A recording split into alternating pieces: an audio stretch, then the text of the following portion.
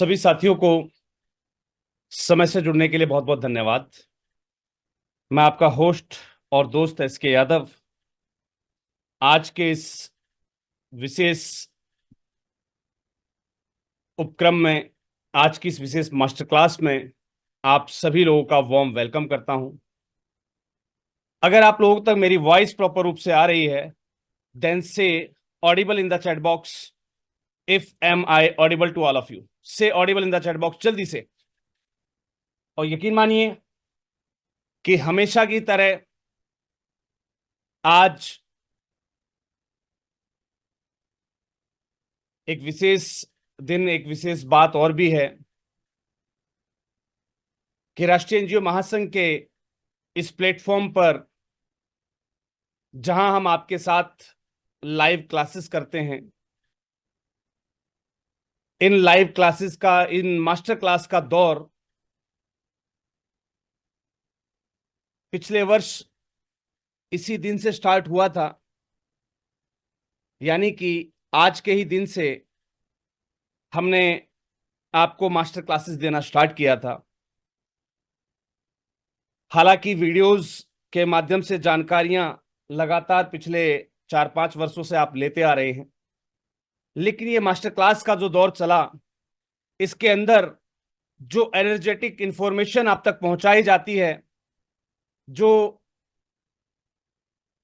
Not other than platforms पर कभी avail नहीं होती आपके लिए, उन सभी जानकारियों को आप तक पहुंचाने का ये जो दौर, ये उपक्रम, ये सिलसिला जो चलता आया है, आज उसे 1 वर्ष पूरा हो चुका है।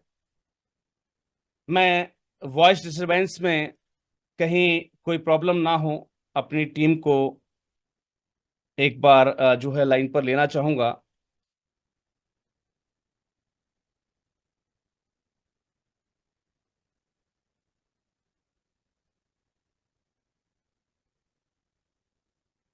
चलिए,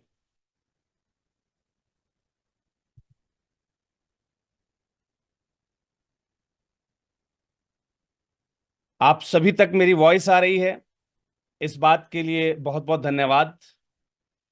आज की सेशन को मैं शुरू करूं उससे पहले मैं एक बात से आप लोगों को जरूर परिचित कराना चाहूंगा कि हर बार की तरह इस बार भी हमारे ये जो मास्टर क्लास है, इसके अंदर जो इंफॉर्मेशन आप तक शेयर की जाएगी, जो जानकारी आपके साथ साझा की जाने वाली है, वो आज तक कभी किसी प्लेटफॉर्म पर शेयर नहीं की गई।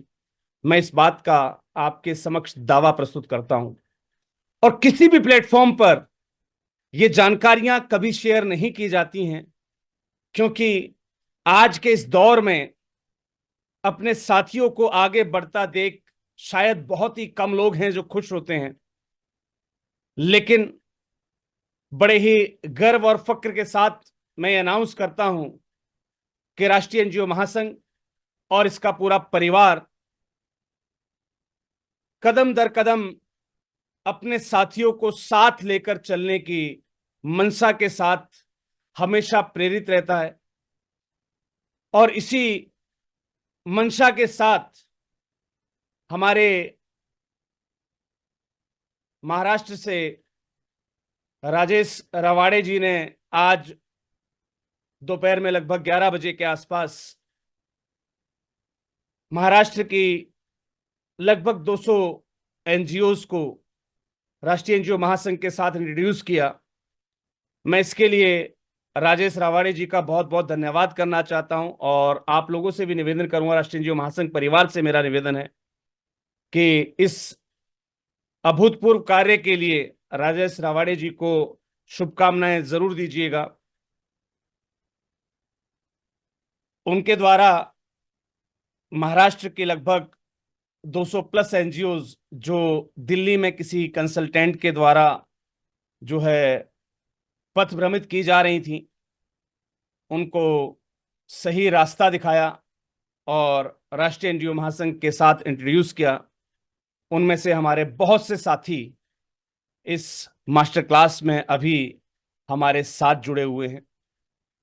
राजेश जी, मेरा और मेरी टीम की ओर से आपको बहुत बहुत शुभकामनाएं, बहुत बहुत बधाइयां, बहुत बहुत धन्यवाद कि आपने राष्ट्रीय एनजीओ महासंघ के कदमों पर चलते हुए अपने साथियों को आगे लेके बढ़ने की मंशा के साथ उन्हें सही रास्ता दिखाया, उन्हें आप सही प्लेटफॉर्म तक लेकर आए। और इसी प्रकार ये दौर हमेशा चलता रहे, इस बात के लिए मैं आप सभी लोगों से निवेदन करूंगा कि जब भी और जहां भी, जिस भी प्लेटफॉर्म पर, चाहे वो आपका सोशल मीडिया प्लेटफॉर्म ही क्यों ना हो, आपको जब भी इस प्रकार से एनजीओ पथ भ्रमित दिखाई दें, किसी ग्रांट एप्लीकेशन का या किसी ग्रांट के ऐड या किसी एजेंसी या किसी कंसल्टेंसी के ऐड पर वो लोग कमेंट करते दिखाई दें, तो जरूर वहां तक ये मैसेज पहुंचाना है कि एक ऐसा प्लेटफॉर्म भी आप लोगों के लिए डेवलप है, एग्जिस्ट करता है, जो आप लोगों को कंसल्टेंट फ्री बनाने के उद्देश्य से बनाया गया है। यानी कि इस प्लेटफॉर्म पर हमारा दर निरंतर प्रयास रहता है कि आपको कभी भी कंसल्टेंट की आवश्यकता ही ना पड़े। चलिए बढ़ते हैं आज के इस स्पेशल वेबिनार की ओर, जहां हम बात करेंगे कि कैसे ऑर्गेनाइजेशंस फंड लेती हैं, ग्रांट्स लेती हैं।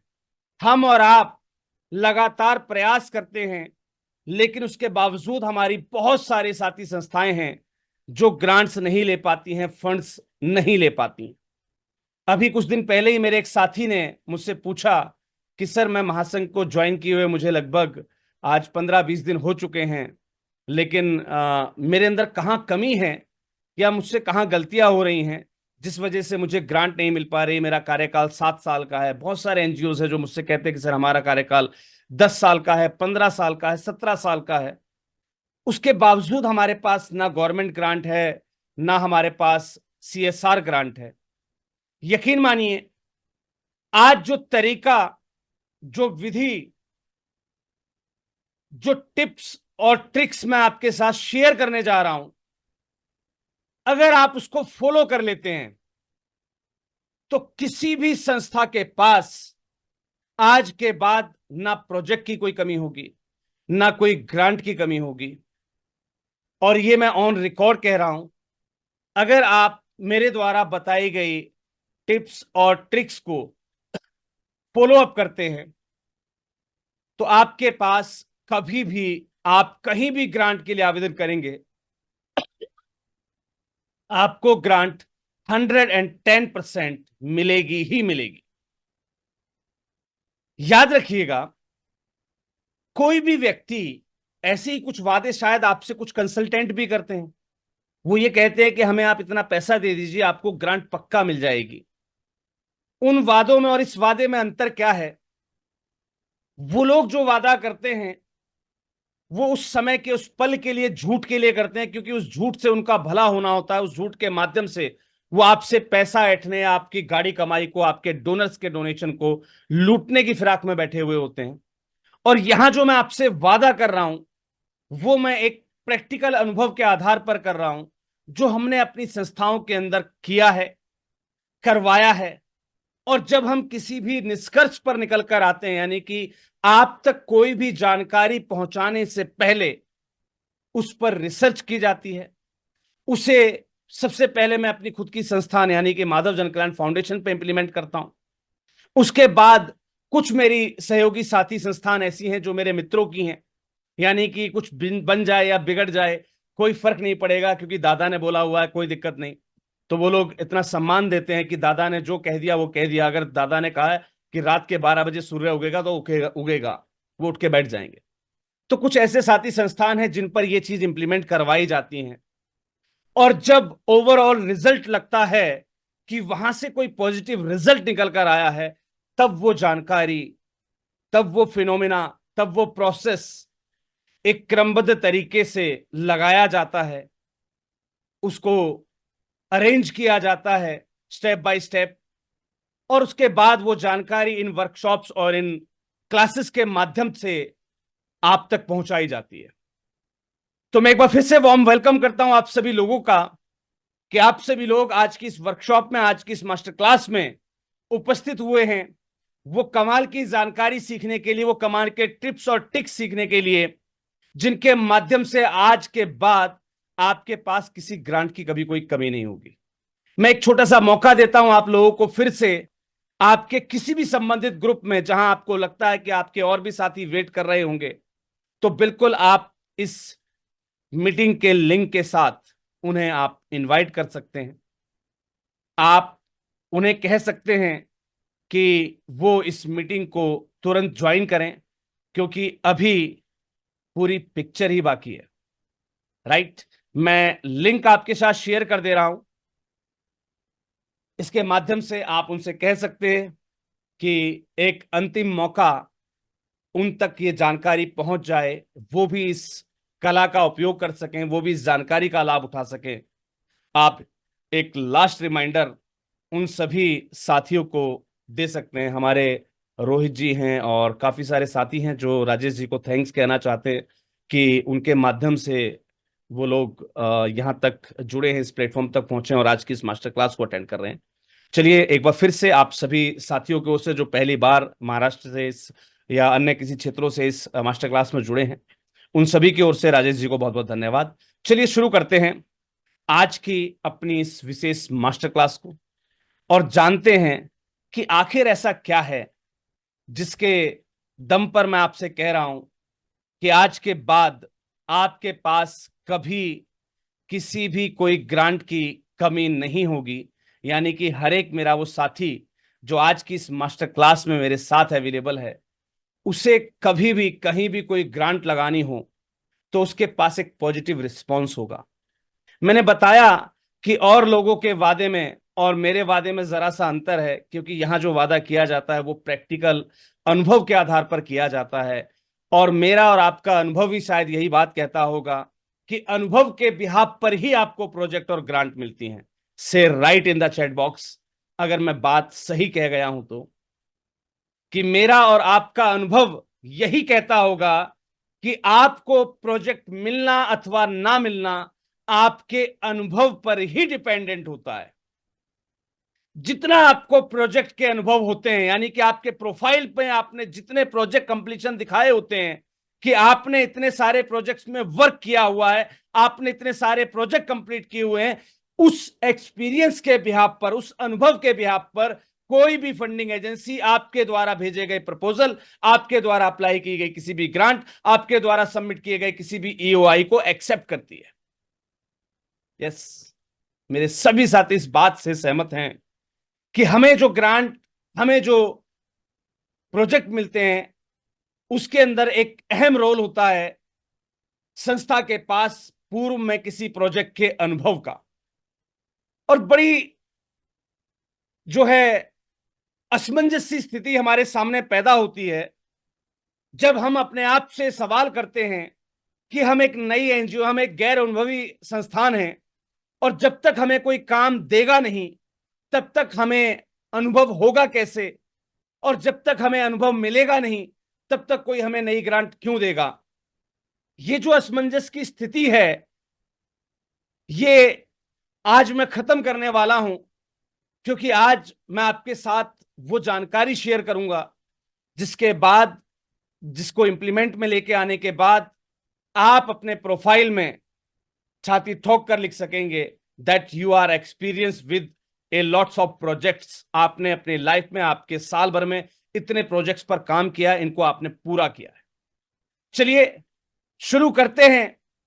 आपको लेके चलता हूं, आपको जो है उस जानकारी से रूबरू कराता हूं कि आखिर वो क्या चीज है, वो क्या इंफॉर्मेशन है जिसके माध्यम से आप अपने प्रोजेक्ट, अपने प्रोफाइल को इतना सॉलिड बना सकते हैं, अपने एक्सपीरियंस को इतना बेटर बता सकते हैं कि आपको प्रोजेक्ट देने से कोई भी साथी, कोई भी फंडिंग एजेंसी, कोई भी जो है सीएसआर एजेंसी या गवर्नमेंट आपको ग्रांट देने से मना नहीं करेगी। सबसे बड़ा सवाल कि आखिर एनजीओज को, ये नॉन प्रॉफिट सेक्टर्स को प्रोजेक्ट कैसे लेना होता है, how to get projects in a non profit. Non profit मैंने आपको बताया था लास्ट वेबिनार में, अपने इससे पिछले वाले वर्कशॉप में, कि एक्चुअल में आप नॉन प्रॉफिट हैं या नहीं हैं, इस बात की पहले पुष्टि कर लीजिएगा। और अगर वाकई में आप नॉन प्रॉफिट हैं तो इसमें हमें प्रोजेक्ट्स और ग्रांट्स कैसे लेने। मेरी स्क्रीन आपके साथ शेयर हो रही होगी, ऐसी मैं कामना करता हूं। से यस, मेरे कोई भी एक दो साथी मुझे कंफर्म कर दें यस लिखकर कि मेरी स्क्रीन आपके साथ शेयर हो रही है। Thank you doctor Archananand ji, बहुत बहुत धन्यवाद। How to get project in a non profit. एक नॉन प्रॉफिट के अंदर प्रोजेक्ट कैसे लिया जाता है, ध्यान दीजिएगा। सेल्फ मेड प्रोजेक्ट को ड्राइव करना किसी भी ग्रांट को लेने का सबसे परफेक्ट तरीका है। यानी कि अगर आपने खुद के सेल्फ मेड प्रोजेक्ट्स बनाए, उनको एग्जीक्यूट किया, उनको कंप्लीट किया, तो ऑब्वियस सी बात है जो प्रोजेक्ट आपके खुद के द्वारा बनाए गए हैं, आपने खुद से उनकी फंडिंग की व्यवस्था की है, कैसे करनी है वो सारी चीज मैं सिखाऊंगा आपको। और उसके बाद आपके प्रोफाइल के अंदर आपने एक एक्सपीरियंस के अंदर दिखाया हुआ है that you have an experience of completing that project. तो यकीन मानिए ये अपने आप में एक आपकी अपनी उपलब्धि होती है, जो आपके प्रोफाइल में आपके एक्सपीरियंस के रूप में दिखती है। और यही वो टेक्निक है जिसके माध्यम से तमाम एनजीओज जो आपको दिखते हैं कि यार ये बड़े बड़े प्रोजेक्ट पर काम कर रहे हैं, गवर्नमेंट इनको फंड दे रही है, सीएसआर वाले इनको फंड दे रहे हैं, वो क्यों दे रहे हैं? Because they are driving their self made projects. और उस बिहाफ पर, इन सेल्फ मेड प्रोजेक्ट्स के बिहाफ पर, they are showing, they are expressing their experience in their profile। किसी भी पर्टिकुलर प्रोजेक्ट के लिए ग्रांट लगाने से पहले वो अपने आप को एक्सपीरियंस शो करते हैं इन सेल्फ मेड प्रोजेक्ट्स के माध्यम से। आखिर ये सेल्फ मेड प्रोजेक्ट्स होते क्या हैं, कैसे ड्राइव किए जाते हैं, और अगर ये प्रोजेक्ट हैं तो जाहिर सी बात है इनके लिए भी फंड की आवश्यकता होगी। वो कौन देगा, कहां से हमें मिलेगा, सारी जानकारी मैं आपके साथ शेयर करने जा रहा हूं। इस सेशन के अंदर मैं आपको सिखाऊंगा कि कैसे हमें इन सेल्फ मेड प्रोजेक्ट के लिए एक स्ट्रेटजी तैयार करनी होती है। और वो स्ट्रेटजी कहती क्या है कि सबसे पहले आपके नॉन प्रॉफिट गोल्स को आइडेंटिफाई कीजिए।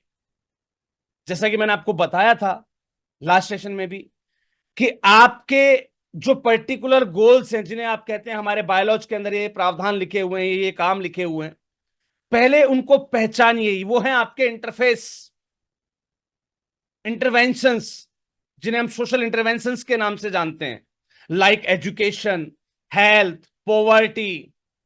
अब जरूरी नहीं है कि एजुकेशन के अंदर आप और मैं मिलकर स्कूल खोल रहे हो सकता है हम एक बालशाला चलाएं, हो सकता है हम बच्चों को अवेयर करें, हो सकता है हम सरकारी स्कूलों की जो शिक्षा पद्धति है उसको विकसित करने के लिए प्रयास कर रहे हो। यानी कि एजुकेशन पर भी तमाम प्रकार के अलग अलग एक्टिविटीज बनती हैं और इन्हीं एक्टिविटीज पर डिपेंडेंट होता है हमारा गोल। मुझे शिक्षा पद्धति को बेहतर बनाना, ये मेरा गोल है, और इसके लिए मैं स्कूल ना खोलकर मैं सरकारी स्कूलों की, या जो स्कूल चल रहे हैं क्यों ना मैं उनकी शिक्षा पद्धति को सुधारने पर काम करूं। मेरा सेक्टर ऑफ इंटरवेंशन जो है, सोशल सेक्टर ऑफ इंटरवेंशन है, वो है हेल्थ। लेकिन हेल्थ का मतलब ये नहीं कि मैं एक हॉस्पिटल खोल के लोगों के ऑपरेशन करना स्टार्ट कर दूं। हो सकता है मैं लोगों को हेल्थ के प्रति अवेयर करना स्टार्ट करूं, हो सकता है मैं मलेरिया के प्रति लोगों को अवेयर करना स्टार्ट करूं, हो सकता है मैं अन्य किसी जो प्रासंगिक डिजीजेज हैं, यानी कि जो प्रासंगिक जो रोग होते हैं उनके संबंध में, उपचार से संबंधित या उनके प्रिकॉशन से संबंधित लोगों को अवेयर करना स्टार्ट करूं।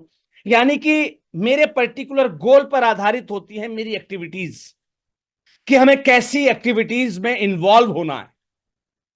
तो इस सेक्शन के अंदर सबसे पहले जो स्ट्रेटजी तैयार होती है इन सेल्फ मेड प्रोजेक्ट की, वो होती है आपके नॉन प्रॉफिट के गोल्स को आइडेंटिफाई कीजिए। आपके बायोलॉजी में लिखा है एजुकेशन, हेल्थ, पॉवर्टी, फलां ढिमका, वुमेन एम्पावरमेंट, ये वो तमाम चीजें।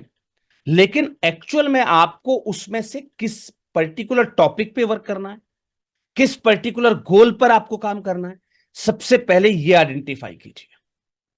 मेरे बायोलॉजी में लाइक हेल्थ लिखा हुआ, लेकिन मैं चाहता हूं कि मैं लोगों को हॉस्पिटल खोलूं या उनको बीमार होने के बाद सही होने के तरीके बताऊं। क्यों ना मुझसे पहले लोगों को वो तरीका बताऊं जिससे लोग बीमारी ना पड़े, है ना। तो मेरा गोल अलग हो सकता है, सेम। अब उस गोल पर मुझे काम करना है, यानी कि मुझे लोगों को अवेयर करना था। कैसे करूं? जैसे लोग सुबह सुबह गुड मॉर्निंग का मैसेज भेजते हैं, गुड नाइट का मैसेज भेजते हैं, क्यों ना मैं लोगों को गुड मॉर्निंग की जगह एक फल खाने के लिए, एक सेब का फल खाने के लिए मैसेज डालूं कि हैप्पी मॉर्निंग, और इस हैप्पी मॉर्निंग को एक हेल्दी मॉर्निंग बनाइए एक सेब के साथ, आज एक सेब जरूर खाइए। मेरा अपना तरीका होता है, मेरा अपनी वर्किंग स्ट्रेटेजी हो सकती है। तो ये होती है वर्किंग स्ट्रेटेजी कि मुझे इस गोल पर काम करना है, यानी कि मुझे लोगों को बीमार होने से बचाना है, उनके लिए कोई आइडिया शेयर करना है। मैं उसके लिए कौन सी वर्किंग स्ट्रेटजी अपना रहा हूं, वो हमें प्रिपेयर करनी होती है कि मैं कैसे इस काम को एग्जीक्यूट करूंगा, मेरी वर्किंग स्ट्रेटजी क्या होगी, उसको प्रिपेयर करना होता है। उसके बाद एक रिसर्च प्रोग्राम कंडक्ट करना होता है लोगों की प्रॉब्लम को आइडेंटिफाई करने के लिए। यानी कि मैंने मन में एक गोल रेडी किया कि मुझे लोगों को बीमार होने से बचाना है। उसके लिए मैंने एक वर्किंग स्ट्रेटजी तैयार की कि मैं सुबह शाम लोगों को गुड मॉर्निंग और गुड नाइट मैसेज की जगह लोगों को हेल्दी टिप्स शेयर किया करूंगा, जिसके माध्यम से कि वो क्या ऐसा खाएं या कैसे रहें या कैसा लाइफस्टाइल जिए कि जिससे वो कभी भी अनहेल्दी ना हो, कभी भी बीमार ना पड़े। लेकिन इस दौरान काफी सारी चीजें आएंगी जो उनकी प्रॉब्लम्स होती हैं। लाइक मैंने मैसेज तो डाला लोगों को कि भाई सेब खाओ, लेकिन वो मेरा मैसेज एक ऐसे व्यक्ति के पास भी जा रहा है जिसे अपने शाम के भोजन का ठिकाना नहीं है, यानी कि उसके सामने लाइवलीहुड की एक प्रॉब्लम है कि वो सेब भी कहां से परचेज करके लेके आएगा। हो सकता है मैंने जो मैसेज डाला हो कि आपका लाइफस्टाइल ऐसा होना चाहिए, आप गर्मी से बचे, ऐसा वैसा, आप ज्यादा धूप में ना निकलें, वहीं उस मैसेज को एक मजदूर पढ़ रहा हो जिसे सारा दिन तपती धूप में काम करने की उसकी मजबूरी है, क्योंकि वो नहीं तो वो शाम तक कुछ कमा के नहीं ले जा पाएगा, खा नहीं पाएगा कुछ भी। तो वो होता है रिसर्च प्रोग्राम की, यानी कि मैंने जो वर्किंग स्ट्रेटजी डेवलप की है उसके अंदर प्रॉब्लम्स कहां कहां आ रही हैं लोगों को, उनको आइडेंटिफाई करना, ये मेरी रिस्पॉन्सिबिलिटी होती है, ये मेरी स्ट्रेटजी होती है। अगर मुझे किसी भी सेल्फ मेड प्रोजेक्ट पे काम करना है तो ये सारी चीजें मुझे डिफाइन करनी होंगी, सारी चीजें मुझे आइडेंटिफाई करनी होंगी। इसके बाद ये जो प्रॉब्लम्स मेरे सामने रेज हुई हैं, लोगों के पास उपयुक्त संसाधन नहीं है सेब खरीदने के लिए, या कुछ लोग मजबूर हैं धूप में काम करने के लिए, मैं इनको कैसे, इनकी प्रॉब्लम्स को कैसे रिजॉल्व कर सकता हूं, मैं उसके लिए कोलैबोरेट करूंगा। कुछ एजेंसीज के साथ हो सकता है, कुछ संस्थाएं मेरी साथ की ऐसी हों जो लोगों को खाना वगैरह बांटती हों। हो सकता है मैं उस मजदूर को जो सेब नहीं ले सकता या जिसके पास भोजन की अनुपलब्धता है, क्योंकि आप हेल्दी डाइट नहीं लेंगे तो भी आप बीमार पड़ेंगे, राइट। तो मैं उस डाइट के लिए क्या पता उस बेनिफिशियरी को, उस पर्टिकुलर टारगेटेड पर्सन को उस एनजीओ से कनेक्ट कर दूं। तो इसके लिए क्या जरूरत है? कोलैबोरेशन, है ना। हो सकता है एक पर्सन मुझसे कह रहा हो कि सर आपकी बात सही है, मैं सुबह सेब भी खाता हूं लेकिन शाम को मेरे, या दोपहर भर पूरे दिन में, शाम को आप जो कहेंगे मैं वो खाने के लिए तैयार हूं। आपने जैसा कहा मैं ज्यादा धूप में काम नहीं करता, मैं तो एसी में बैठता हूं, लेकिन उसके बावजूद मेरा खान पीन पर पूरा ध्यान नहीं, जिसकी वजह से मैं बीमार रहता हूं, क्योंकि मेरा कोई शेड्यूल फिक्स नहीं है। मेरा काम, मेरा वर्क बर्डन इतना ज्यादा है, मैं उसमें इतना जो है मिक्स हो जाता हूं काम के बीच में कि मैं अपने खाने पीने का टाइम को भुला देता हूं। तो इसके लिए मुझे किसकी जरूरत होगी? एक एक्सपर्टीज की, एक ऐसी एक्सपर्टीज की जो टाइम मैनेजमेंट सिखा सके, है ना। तो मैंने किसके साथ कोलैबोरेट किया? एनजीओ के साथ भी, एक्सपर्ट्स के साथ भी।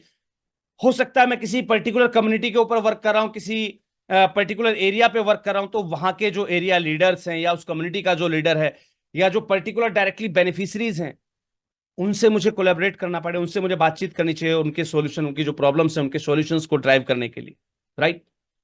और जब मैंने वो सॉल्यूशंस ड्राफ्ट किए हैं, उनके साथ मैं तैयार करता हूं क्या, मेरा एक एक्शन प्लान उस पर्टिकुलर प्रॉब्लम या इश्यू को रिजॉल्व करने के लिए, जिसे उस ड्राफ्टेड एक्शन प्लान को आप क्या कहते हैं? Project proposal. और थोड़ा सा मैं इसको डिस्क्लोज करूंगा और थोड़ा सा इजी करूंगा आप लोगों के लिए, with with the help of some examples also. मैं पूरा प्रयास करूंगा कि एग्जांपल के माध्यम से भी मैं आपको यहां पर जो है सूचित करूं इन सब चीजों से। इसके अलावा जो भी मैं पर्टिकुलर मेरी स्ट्रेटजी बना रहा हूं, उसके अंदर मुझे फंड रेजिंग कैसे करनी है, ग्रांट्स कैसे लेके आनी है, ये सारी स्ट्रेटजी मुझे तैयार करनी है। मैं उसमें जो भी जो भी एक्टिविटी करूंगा उसमें कुछ इन्वेंटिव हो, कुछ नया हो, इनोवेटिव हो, मैं इस बात का भी ध्यान रखूंगा, राइट। घिसे पिटे पुराने तरीके यूज नहीं करूंगा, है ना। तो इन सभी चीजों का ध्यान रखना होता है। एक सेल्फ मेड प्रोजेक्ट पर काम करने के लिए पर्टिकुलर स्ट्रेटजी तैयार करनी होती है। इस स्ट्रेटजी को कैसे तैयार करते हैं? सबसे पहला पॉइंट जो हमारे सामने आया था, जैसे कि हमने कहा identify the non profit goals, तो हम आगे बढ़ते हैं कि कैसे हम अपनी सोसाइटी के अंदर कोई भी इश्यू आइडेंटिफाई करते हैं। आप अपनी सोसाइटी के अंदर जहां भी आप वर्क कर रहे हैं, आपको मजदूरों के लिए वर्क करना, आपको बच्चों के लिए वर्क करना, आपको महिलाओं के लिए वर्क करना, आपको किसी बीपीएल कैटेगरी के लिए वर्क करना, आपको पर्टिकुलर किसी कम्युनिटी के लिए वर्क करना है, आपको किसी पर्टिकुलर सोसाइटी में वर्क करना है। आप वहां पर पहले एक इश्यू को आइडेंटिफाई कीजिए। हम उस एरिया में गए, हमें हेल्थ पर काम करना है, हमें एजुकेशन पे काम करना है, हमें जिस पे भी काम करना है, तो वहां पर उस एरिया के अंदर, उस पर्टिकुलर सोसाइटी के अंदर, उस सेक्टर ऑफ इंटरवेंशन से रिलेवेंट क्या इश्यू है, वो आइडेंटिफाई करना है ना, आपके नॉन प्रॉफिट गोल्स के आधार पर। हमने वो आइडेंटिफाई किया। उसके बाद हमें एक वर्किंग स्ट्रेटजी तैयार करनी होती है। ध्यान दीजिएगा, always prepare your working strategy according to the financial strength of your organisation या budget ability of your non profit. जब भी आप कोई वर्किंग स्ट्रेटजी तैयार करें, लाइक आपने सोचा कि मैं यार मूक विकलांग बधिर जो बच्चे होते हैं या फिर जो बुजुर्ग लोग होते हैं, मैं उनके लिए काम करूं। अब आपने एकदम प्लान डेवलप कर लिया, यार मैं तो जो है ना वो खोलूंगा, क्या नाम है, वृद्धाश्रम या अनाथ आश्रम खोलूंगा, और बजट नहीं आपके पास चवन्नी का भी। क्या आपका डिसीजन सही है? नहीं ना। तो हमेशा याद रखिएगा, जो आपकी वर्किंग स्ट्रेटजी होती है वो आपकी फाइनेंशियल स्ट्रेंथ के आधार पर होती है।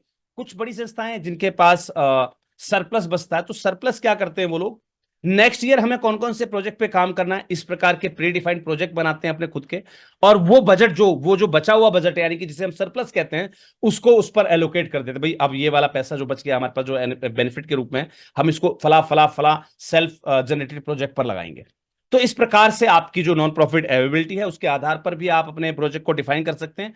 और अगर आपके पास बजट की उपलब्धता नहीं है, तो आप अपनी वर्किंग स्ट्रेटजी को उसी हिसाब से करेंगे। अब कुछ लोग कहेंगे सर कि हमारे पास बजट नहीं है, फिर हम कैसे कोई प्रोजेक्ट चला सकते हैं?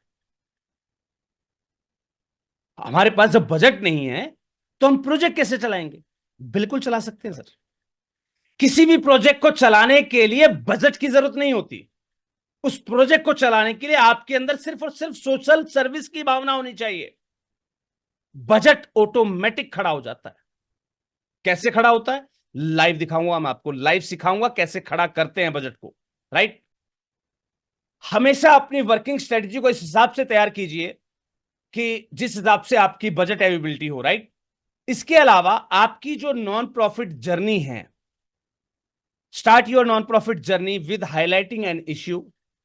आपकी कैसे करना है हमें, आपकी जो नॉन प्रॉफिट जर्नी है उसको एक इश्यू के साथ हाईलाइट कीजिए, उसके बारे में अवेयरनेस फैलाइए, परफॉर्मिंग स्मॉल एक्टिविटीज। उसके बाद जैसे आपने अवेयरनेस पे वर्क कर लिया, उसके बाद स्मॉल एक्टिविटीज से स्टार्ट कीजिए, और then make a final action plan, और उसके बाद एक एक्शन प्लान पर जाइए। तो एक पर्टिकुलर स्टेप बाय स्टेप एक प्रोसेस होता है। स्टार्ट विद अवेयरनेस, आप अवेयरनेस से स्टार्ट कीजिए। General action with the help of volunteer, कुछ छोटे छोटे एक्शन जो आप ले सकते हैं with the help of volunteer, आप वॉलंटियर्स की सहायता से वो स्मॉल एक्शंस लीजिए, and then make a action plan जो कि होता है आपका प्रोजेक्ट। उसके बाद अपना एक मेन एक्शन प्लान बनाइए। कैसे होती है अवेयरनेस? क्या अवेयरनेस अपने आप में पर्याप्त है? बिल्कुल है सर। अगर मैं एक अवेयरनेस की बात करता हूं, and awareness can be made through the possible ways, इन तमाम माध्यमों से आप अवेयरनेस फैला सकते हैं। काफी लोग कहते हैं सर हम प्रोजेक्ट पे कैसे काम करें? अरे भैया आपके पास बजट नहीं है, आप अवेयरनेस पे काम कीजिए ना। जरूरी नहीं है महिला सशक्तिकरण का मतलब है आप महिलाओं को ढाल भाला तलवार खरंजा चाकू और जो है पिस्टल लाकर बांटें। नहीं है बजट, कोई बात नहीं, आप उनको अवेयर कीजिए कि कैसे वो अपने आप को सशक्त रख सकती हैं। उन्हें घबराना नहीं है, किसी को देखकर डरना नहीं है ना। किसी भी अपराध को देखकर उन्हें झुकना नहीं है। अपने साथ हो रहे किसी भी प्रकार के जो इस प्रकार के कोई भी संगीन अपराध है उसके बारे में अपनी आवाज नहीं बंद करनी है ना, हमेशा अपनी आवाज बुलंद रखें। तो अवेयरनेस के काफी सारे तरीके हैं। अब अवेयर करने के तरीके कौन कौन से हो सकते हैं? ऑनलाइन, आपकी एक ऑनलाइन स्ट्रेटेजी होनी चाहिए अवेयरनेस की, ऑफलाइन स्ट्रेटेजी होनी चाहिए, आप ऑनलाइन कौन कौन से तरीके यूज करेंगे लोगों को अवेयर करने के, ऑफलाइन कौन कौन से तरीके यूज करेंगे आप लोगों को अवेयर करने के, क्रिएटिव स्ट्रेटेजी कौन कौन सी यूज करेंगे आप लोगों को अवेयर करने की, एजुकेशनल स्ट्रेटेजी आप कौन कौन सी यूज करेंगे। देखिए ध्यान रखिएगा, आप जो है एजुकेशन की बात कीजिए, हेल्थ की बात कीजिए, वुमेन एम्पावरमेंट की बात कीजिए, हंगर की बात कीजिए, पॉवर्टी की बात कीजिए, हर एक जगह एजुकेशन बहुत काम देती है। आपको लोगों को हेल्थ में अच्छा बनाना, उनकी आप जो है एजुकेशन डेवलप कर दीजिए, यानी कि उनको एजुकेट कर दीजिए कैसे वो अपनी हेल्थ को अच्छा रख सकते हैं, क्या खाएं, क्या पहने, क्या ओढ़े, कैसे रहें, कैसे ना रहें, ठीक है, कैसी साफ सफाई रखें, उनको एजुकेट कर दीजिए। हेल्थ का काम हो गया। हंगर, लोग भुखमरी से ग्रसित हैं, क्यों ग्रसित हैं? ऑब्वियस सी बात है, उनका खान पान, या सॉरी उनका जीवन यापन, उनका रोजगार, है ना, तमाम चीजें आएंगी। उनको अवेयर कर सकते हैं आप, बिल्कुल एजुकेशन स्ट्रेटजी लगा सकते हैं यहाँ पर। कैसे? भैया काम छोड़कर क्यों बैठे हो? कोई बात नहीं, आज काम नहीं मिल रहा, आप 12वीं पास हो, कोई दिक्कत नहीं। अगर आज आपको रेडी लगाने से 500 रुपए मिल रहे हैं तो कर लीजिए, कोई बुराई नहीं है। जिस दिन जॉब मिलेगी एमबीए वाली तब कर लीजिएगा, है ना। काफी सारी स्ट्रेटजी है लोगों को अवेयर करने की, उनका आप उपयोग कर सकते हैं। Like in the sense advocacy and engagement, आप लोगों की काउंसलिंग, उनको ज्ञान देना, उनकी एडवोकेसी, या पर्टिकुलर कुछ वॉलंटियर्स के माध्यम से आप किसी प्रकार की कैंपिंग वगैरह करके भी जो है एंगेजमेंट कर सकते हैं। डिजिटल इनोवेशंस, कौन कौन से तरीके होते हैं। उसके अलावा मिसलेनियस, यानी कि कुछ मिश्रित तरीके भी होते हैं अवेयरनेस के। वन बाय वन एक बार जल्दी से चेक कर लेते हैं कि कौन कौन से माध्यम से और कैसे कैसे हम अवेयरनेस पर काम कर सकते हैं। सबसे पहली बात, ऑनलाइन स्ट्रेटेजीज कौन कौन सी हो सकती हैं। सोशल मीडिया कैंपेन लगाइए, ब्लॉग और आर्टिकल लिखिए, न्यूज़लेटर, ईमेल्स, है ना, वेबिनार कीजिए, लाइव स्ट्रीम्स कीजिए, पॉडकास्ट कीजिए, एसईओ एंड कंटेंट मार्केटिंग कीजिए, ऑनलाइन एड्स लगाइए। किसके बारे में? उस संबंधित विषय के बारे में जिस पर आप काम करना चाहते हैं। लोगों को सोशल मीडिया कैंपेन के थ्रू जो है आप अवेयर कीजिए। Facebook, Twitter, Instagram, LinkedIn, TikTok, YouTube, है ना, अपना कंटेंट शेयर कीजिए, अपने इवेंट शेयर कीजिए और फॉलोअर्स के साथ इंगेज हो जाइए उस पर्टिकुलर वर्क के लिए। हम लोग सोशल मीडिया कैंपेन चलाते हैं ना, निर्भया कांड में चलाया ना लोगों ने, है ना, क्या था? Social media campaign awareness. Blog लिखिए, आर्टिकल लिखिए। आपने देखा होगा जिस समय ये निर्भया कांड चला था या कोई भी ऐसी इस प्रकार के जो पॉपुलर जो स्ट्रेटजीज होती हैं, वहां पर आपने देखा होगा तमाम प्रकार के लोगों के बयान आते हैं, कथन आते हैं। तो इसी प्रकार के आपके ब्लॉग्स, आपके आर्टिकल्स लिखिए। आपको संबंधित विषय पर, मान लीजिए हम कहीं एजुकेशन की बात करें, हम कहीं पॉवर्टी की बात करें, कुछ लोग हैं ऐसे जिन तक सरकारी बेनिफिट नहीं पहुंच रहा, उनके राशन कार्ड नहीं है, तो आप संबंधित विभाग को न्यूज लेटर लिख सकते हैं, ईमेल कर सकते हैं, है ना, कि भाई इस एरिया के अंदर कैंप की जरूरत है, यहाँ पर राशन कार्ड बनने हैं, काफी लोग गरीब हैं, उन तक सरकारी योजनाएं नहीं पहुंच रही हैं, वट। आप लोगों को अवेयर करने के लिए वेबिनार कर सकते हैं, सेमिनार्स कर सकते हैं, लाइव स्ट्रीम्स डाल सकते हैं, पॉडकास्ट करते हैं। पॉडकास्ट क्या होता है? जब आप एक किसी पर्टिकुलर पार्टिसिपेंट्स के साथ, कुछ ऑडियंस के सामने आप सवाल जवाब रखते हैं और वो एक विशेषज्ञ जो होता है उस पर्टिकुलर सेक्टर का, वो जब चीजों के जवाब देता है, इस टाइप का एक पॉडकास्ट आप अरेंज कर सकते हैं। एसईओ एंड कंटेंट मार्केटिंग, जो लोग थोड़े से वेब डेवलपिंग या जो है टेक्निकल हैं, उन्हें पता होगा एसईओ एंड कंटेंट मार्केटिंग किसे कहते हैं। यानी कि आपका जो भी कंटेंट है उसको आप कैसे सर्च इंजन पर दौड़ा सकते हैं और ज्यादा से ज्यादा लोगों तक वो जानकारी को, उस इंफॉर्मेशन को आप पहुंचा सकते हैं। That is called SEO and content marketing. और इसके अलावा ऑनलाइन एड्स का आप सहारा ले सकते हैं, जिसके माध्यम से आप सोशल मीडिया कैंपेनिंग कीजिए, अपनी जानकारी को, अपनी आवाज को लोगों तक पहुंचाइए, अवेयरनेस को लोगों तक पहुंचाइए, जो जानकारी आप लोगों तक पहुंचाना चाह रहे हैं उसको आप लोगों तक पहुंचाइए, और साथ साथ उसके साथ साथ आप फंड रेजिंग के लिए अपील कर सकते हैं, वो आपके ऊपर है। सेकंड, ऑफलाइन स्ट्रेटेजीज कौन कौन सी हो सकती हैं? इवेंट्स एंड वर्कशॉप, आप उसके लिए पर्टिकुलर इवेंट्स कीजिए, वर्कशॉप कीजिए। Printed material, flyer, poster, voucher, है ना, न्यूज़लेटर्स। पब्लिक स्पीकिंग, लोगों के बीच में जाना, स्कूल में, कॉलेजेस में कॉन्फ्रेंस लेना, कम्युनिटी सेंटर्स में जाकर कॉन्फ्रेंस लेना, गांव में जाकर सभाएं करना, राइट। कोलैबोरेशन एंड पार्टनरशिप, जैसे मैंने आपको बताया था, अदर एनजीओ के साथ, बिजनेस के साथ, इन्फ्लुएंसर्स के साथ आप पार्टनरशिप कीजिए। लाइक कोई बहुचर्चित व्यक्ति है मेरे एरिया के अंदर, इन्फ्लुएंसर है कोई, लोकल में, अगर मैं हरियाणा से हूं तो यहाँ पर काफी सारे लोकल पॉपुलर स्टार्स हैं, मैं उनके माध्यम से मेरा मैसेज कन्विंस कराऊं लोगों तक, राइट। तो ये सारी ऑनलाइन और ऑफलाइन स्ट्रेटेजीज हैं जिनका हम यूज कर पाते हैं। कम्युनिटी आउटरीच, आप पर्टिकुलर उस कम्युनिटीज के अंदर जो है जाइए, उनके अंदर मीटिंग कीजिए, मेला लगाइए, लोकल गैदरिंग्स में वर्क कीजिए, है ना। मीडिया कवरेज पर ध्यान दीजिए, लाइक रेडियो, न्यूज़पेपर, इनमें आप वर्क कीजिए।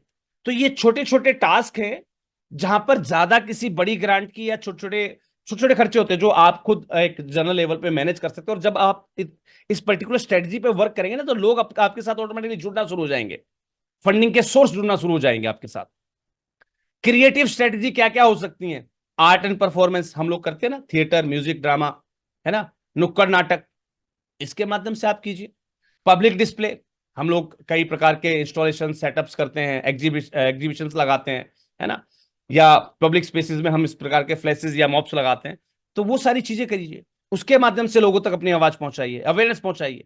सबसे पहले किसी भी प्रोजेक्ट पर काम करना हो, अगर आपके पास बजट नहीं हो, you can opt the awareness column. आप अवेयरनेस कॉलम को यूज कर लीजिए, बहुत है इसमें आपके लिए। सारी स्ट्रेटजी लगा दीजिए, क्रिएटिव, ऑनलाइन, ऑफलाइन, ये वो। आप यकीन मानिए बहुत बड़े लेवल पे आप प्रोजेक्ट को ले जाएंगे, सिर्फ अवेयरनेस पे, बिना कम खर्चे के, मामूली नाम मात्र के खर्चे पर। मर्चेंडाइजिंग, है ना, लाइक टी शर्ट पे हम प्रिंट करवाते हैं, मग्स प्रिंट करवाते हैं, इस प्रकार के जो कैंपेन्स हम लगाते हैं, राइट, अपने प्रमोशन को, अपने उस कॉज को प्रमोट करने के लिए। चैलेंजेस एंड कॉन्टेस्ट, इस प्रकार के चैलेंज और कॉन्टेस्ट आप कर सकते हैं लोगों के साथ। इसके बाद बात करते हैं एजुकेशनल स्ट्रेटेजीज पर। एजुकेशन स्टडीज में आप वर्कशॉप और ट्रेनिंग सेशंस लगा सकते हैं, स्कूलों के अंदर प्रोग्राम दे सकते हैं, इंफॉर्मेटिव मटेरियल्स को भी आप लोगों तक पहुंचा सकते हैं। इंफॉर्मेटिव मटेरियल का मतलब सिर्फ प्रिंटेड मटेरियल नहीं होता है, यानी कि उस पर्टिकुलर विषय में अगर आपने कोई जांच शोध की है, उसका कोई इंफॉर्मेटिव मटेरियल आपके पास है, उसको आप व्हाट्सएप के माध्यम से, पीडीएफ के माध्यम से लोगों तक शेयर कर सकते हैं। इस प्रकार काफी सारी चीजें आप जो है ड्राइव कर सकते हैं। अब बात करते हैं एडवोकेसी एंड मैनेजमेंट की।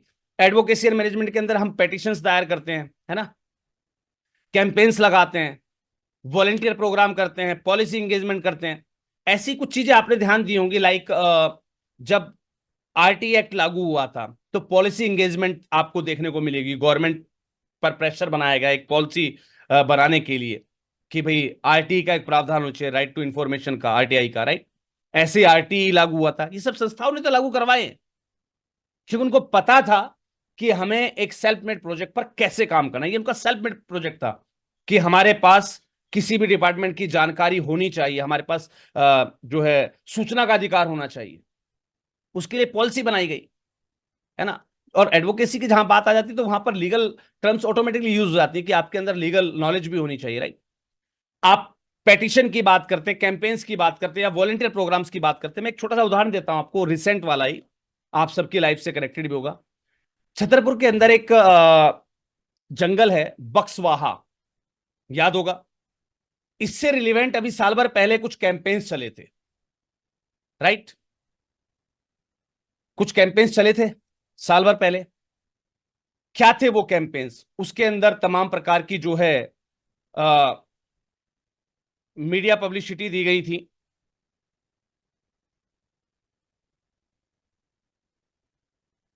मैं एक बार वापस मेरी स्क्रीन पर आता हूं।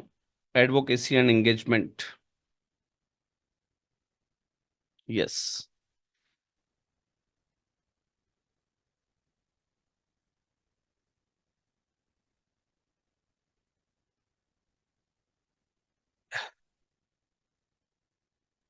कुछ चलचित्र मैं आपके साथ उसके शेयर भी कर देता हूं, शायद आपको रिमाइंड आ जाए।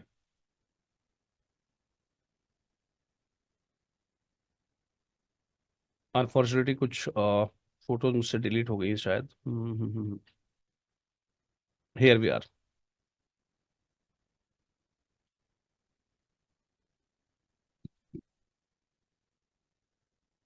याद होंगे आपको ये?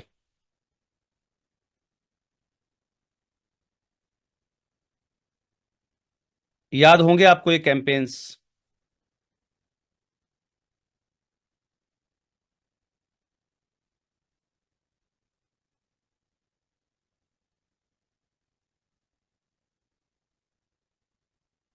बक्सवा जंगल को बचाने के लिए इस प्रकार के एडवोकेसी प्रोग्राम, वॉलंटियर्स की सहायता से इस प्रकार के एंगेजमेंट्स किए गए थे, राइट।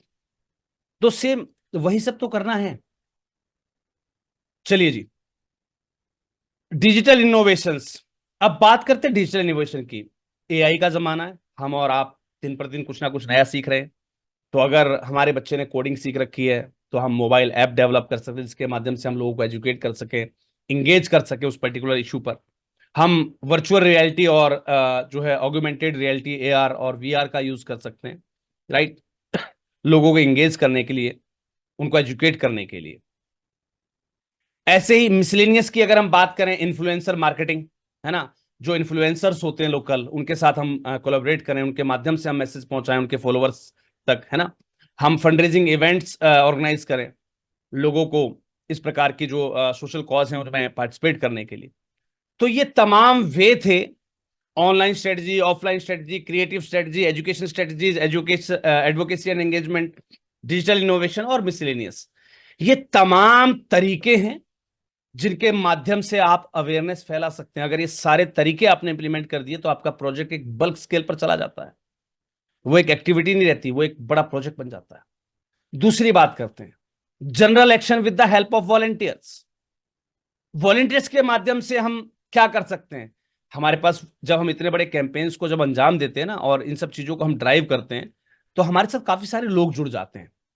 उनके माध्यम से मान लीजिए आप कहीं जो है किसी नदी तालाब को सफाई का एक अभियान चला रहे थे, तो आप वहां पर लोकल आसपास में जो उसके किनारे पर आप गए, आपने कूड़े वगैरह उठवाना या जो है सफाई अभियान छेड़ दिया। आप महिला सशक्तिकरण पर बात कर रहे थे, आपने जो है किसी, कोई आपको ऐसा एक्सपर्ट मिल गया जिसको कुंफू और वही सब चीजें आती है, आपने उसके माध्यम से छोटी छोटी एक्टिविटीज कर दी। यानी कि सबसे पहले आप कहां शुरू हुए?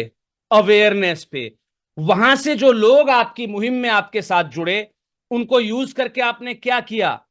General actions with the help of volunteers. वो कौन है? आपके वॉलंटियर, राइट। आपने जनरल एक्शंस को एग्जीक्यूट किया, राइट। देन अब उन वॉलंटियर्स को, अपनी उस वॉलंटियर टीम को कहिए कि वो उस पर्टिकुलर लोकेशन पर जाएं और वहां पर जो भी प्रॉब्लम लोग प्रीफेस कर रहे हैं उसको आइडेंटिफाई करें, राइट। उसके लिए आप ग्रुप डिस्कशन कर सकते हैं बेनिफिशियरीज के साथ, व्हाटएवर जो भी आपको करना है। आपने वो चीज ऑब्जर्व कर ली, प्रॉब्लम आइडेंटिफाई कर ली आपने। अब एक्शन प्लान को रेडी कर दीजिए। कैसे करते हैं एक्शन प्लान रेडी? चलिए, let us start launching your action plan. जिस भी इश्यू को आप रिजॉल्व करना चाहते हैं उसका एक्शन प्लान कैसे तैयार किया जाता है? सबसे पहले अपना टॉपिक या जो अपना आइडिया है उसको आप मेंशन कर लीजिए। आपका जो प्रॉब्लम प्रीफेस है उसको फाइंड आउट कर लीजिए और उसके लिए कौन सी एक्टिविटी आपको करनी है उस एक्टिविटी को भी आप जो है आइडेंटिफाई कर लीजिए। चलिए जी, आपने ये चीजें कर ली। अब उस पर्टिकुलर एक्टिविटी को जो आपने सोची है उसको इंप्लीमेंट करने से पहले आप बेनिफिशरीज का कंसेंट जरूर लीजिएगा, उनकी सहमति जरूर लीजिएगा, है ना। जब भी आप किसी प्रॉब्लम को आइडेंटिफाई करें, उस प्रॉब्लम को कैसे हम रिजॉल्व करें, आपने जो प्लान सोचा, आपने जो एक्टिविटी सोची है, लेकिन उसको एक बार पहले उस पर्टिकुलर लाइन के एक्सपर्ट या किसी एक्सपर्ट की गाइडेंस जरूर ले लें, या जो कम्युनिटी लीडर्स हैं उनसे आप सहमति जरूर ले लें कि क्या ये चीज को ऐसे रिजॉल्व करना सही रहेगा, संस्था ने ऐसा ऐसा विचार किया है। अगर वो एग्री हैं, draw your final action plan. Draw कर दीजिए कैसे आपकी फाइनल एक्टिविटीज को जो है, मेजर एक्टिविटीज को फाइनल कर लीजिए, राइट। आपकी जो मेजर एक्टिविटीज है उनके लिए किस किस को रिस्पॉन्सिबिलिटी देनी है उसको तय कर दीजिए। एग्जीक्यूशन का ग्राफ तय कर दीजिए, यानी कि आपकी टाइमलाइन फिक्स कर दीजिए, कब तक ये काम कंप्लीट होगा, कब तक वो काम कंप्लीट होगा और कौन कंप्लीट करेगा, उसकी रोल्स एंड रिस्पॉन्सिबिलिटीज तय कर दीजिए। Draft A rough expenditure report for and A proposal. अब उसके लिए एक ड्राफ्ट जो है रफली जो है एक एक्सपेंडिचर रिपोर्ट ड्राफ्ट कर लीजिए, कहां कितना खर्चा लगने वाला है रफली, और उसके बिहाफ पर अपना एक प्रपोजल ड्राफ्ट कर लीजिए। Find the donors and supporters. अब शुरू कर दीजिए काम कहां पर? इसके लिए डोनर्स कहां से आएंगे, सपोर्टर्स कहां से आएंगे, है ना। बेनिफिशरीज से कम्युनिकेट कीजिए क्योंकि हम ये काम आपके लिए कर रहे हैं, आप क्या सपोर्ट कर सकते हैं। कम्युनिटी लीडर से कम्युनिकेट कीजिए कि वो इसमें क्या सपोर्ट करेंगे। लोकल के अंदर जो कॉर्पोरेट सेक्टर होते हैं, लोकल के अंदर जो कंपनियां, दुकानें, मॉल्स, बाकी तमाम चीजें, वहां लोगों से कम्युनिकेट कीजिए, उनको बताइए कि हमारे सामने ये प्रॉब्लम है, हम इस पर्टिकुलर एरिया के अंदर इस प्रॉब्लम को हम जो है रिजॉल्व करने के लिए हमें इन चीजों की जरूरत है, या तो हमें ये चीज मुहैया कहीं से हो जाए या फिर इनके लिए सपोर्ट कोई कर दे। और सबसे पहले टच कीजिए किसको? उन लोगों को जो पहले से ही आपके एग्जिस्टिंग डोनर्स हैं। इससे कहते हैं डोनर कल्टीवेशन। कुछ लोग जो हमारे पहले प्रोग्रामों में हमारे साथ जुड़े थे, कुछ लोग जो कभी संस्था खुलने पर हमारे प्रोग्राम में आए थे, हमें ऑनलाइन डोनेशन दे चुके हैं, उनकी एक लिस्ट निकालिए और उनसे अपील कीजिए कि आप ये नया प्रोजेक्ट शुरू करने जा रहे हैं, इसके अंदर ये चीजें होने वाली हैं, इतने लोगों को फायदा पहुंचेगा, क्या वो अपनी तरफ से कोई सपोर्ट पहुंचा सकते हैं? अपील कीजिए आपके डोनर से, कैसे आपके प्रोजेक्ट आइडिया को, इसकी इंपॉर्टेंस को डोनर्स के बीच में, जनरल पब्लिक के बीच में, सोशल मीडिया के माध्यम से आप शेयर कीजिए और वहां पर सपोर्ट के लिए अपील लगाइए। इसके लिए आप सोशल मीडिया कैंपेन का यूज कीजिए, फंड रेजिंग प्लेटफॉर्म का यूज कीजिए, डोनेशन अपील्स का यूज कीजिए, ग्रांट एप्लीकेशंस लगाइए, क्योंकि प्रपोजल आपके पास रेडी हो गया ना, ड्राफ्ट कर लिया ना आपने प्रपोजल, तो लगाइए। जैसे ही आप अपने इस प्रोजेक्ट डेमो को, ध्यान दीजिएगा यहां पर एक शब्द आया है, creative demo of project impact. Demo of project impact क्या होता है? एक प्रोजेक्ट के जो प्रभाव होते हैं उसका डेमो। कैसे? हम और आपने रिसेंटली एक इवेंट देखा होगा, क्या? राम मंदिर। क्या सरकार ने जब आपसे अपील की राम मंदिर के लिए डोनेशन करने की, तो उन्होंने क्या आपसे, आपको जो है सिर्फ जमीन का एक नक्शा दिखाकर या अयोध्या का नक्शा दिखाकर डोनेशन मांगा है क्या? उन्होंने कुछ पिलर्स दिखाकर आपसे डोनेशन मांगा है क्या? नहीं। उन्होंने किसका यूज किया? इस टेक्निक का, जिसे कहते हैं demo of the project outcomes. Project के आउटकम्स के डेमो क्या हैं उसके लिए, यानी कि जैसे उन्होंने राम मंदिर का एक भव्य तस्वीर दिखाई कि हमारा राम मंदिर ऐसा बनेगा, है ना, दैट इज कॉल्ड, ये वो पॉइंट है, ध्यान से समझिएगा। Create a demo of the project implement. अगर वो प्रोजेक्ट आप इंप्लीमेंट करते हैं तो लोगों के जीवन में क्या सुधार आएगा, लोग कैसे जी रहे होंगे, उनका जीवन कैसा हो जाएगा, उससे रिलेवेंट आप अपना एक डेमो क्रिएट कीजिए। बेनिफिशरीज को क्या बेनिफिट पहुंचने वाला है, लोगों से आप उनकी राय लीजिए, उनके अंदर की जो इच्छाएं है वो पूछिए कि अगर ये जल, मान लीजिए हम कहीं काम कर रहे हैं, वहां पर पानी की समस्या, अगर पानी यहां तक अवेल हो जाता संस्था के इस प्रोजेक्ट के माध्यम से, तो आपके जीवन में कैसा प्रभाव, तो वो अपने अंदर से जो बताएंगे आपको, उसको प्रेजेंट कीजिए लोगों के सामने कि अगर ऐसा हो गया तो बेनिफिशरीज को ये बेनिफिट है। उसको लोगों तक शेयर कीजिए through the social media platforms और अपील्स फॉर हेल्प। और फिर देखिए कि लोग कैसे कनेक्ट होते हैं आपके उस मुहिम से, लोग कैसे जुड़ते हैं आपकी उस जो है पर्टिकुलर सोशल कॉज से, और वो ऑटोमेटिकली धीरे धीरे उसको वायरल कर दीजिए आपकी सोशल स्टोरीज को, उसमें एक सोशल स्टोरी कंडक्ट कीजिए, है ना, लोगों का जीवन जो आपने देखा, जो आपने वहां रिसर्च की, उससे रिलेवेंट कुछ फोटोज या वीडियोस लगाकर आगे लोगों का क्या रुझान है अपने उस काम को लेकर, उस प्रोजेक्ट नीड को लेकर, वो सारी चीज लगाते हुए एक स्टोरी के साथ उसको वायरल कर दीजिए। देखिए सपोर्टर्स कैसे आपको मिलते हैं। फिर इस पर्टिकुलर काम के लिए, इस पर्टिकुलर प्रोजेक्ट के लिए एक लैंडिंग पेज क्रिएट कीजिए, उस पर अपना वो पर्टिकुलर सोशल कॉज जो है वो आप डिस्प्ले कीजिए, और साथ साथ डाटा डिस्प्ले कीजिए कि कितना फंड रेज होता जा रहा है, उसका लाइव स्टेटस, कितने की जरूरत है और कितना होता जा रहा है, ये डिस्प्ले कीजिए। देखिए लोग आपको खुद सपोर्ट करने के लिए आगे आएंगे। हमेशा अपने डोनर डाटा को पब्लिश कीजिए, आपकी वर्क प्रोग्रेस को पब्लिश कीजिए, और कितनी सपोर्ट की और जरूरत रह गई है इस बात को भी साथ साथ जो है पब्लिश करते जाइए। देखिए लोग आपके साथ कैसे कनेक्ट होते हैं, लोग क्यों आपको डोनेशन देते हैं। कई लोग कहते हैं सर हम कैंप लगाते हैं, ये करते हैं, वो करते हैं, हमें लोग डोनेशन देते हैं। क्यों नहीं देते? क्योंकि आप इस प्रोसीजर को फॉलो नहीं करते हैं, आप अपने रियल टाइम डाटा को शेयर नहीं करते, आप रियल टाइम वर्क प्रोग्रेस को शेयर नहीं करते हैं, आपने डोनर्स के साथ उसकी वर्क की प्रोग्रेस को शेयर नहीं करते हैं, आप डोनर कल्टीवेशन पे ध्यान नहीं देते, उनको थैंक यू नहीं बोलते हैं। लोग क्यों जुड़ेंगे आपसे?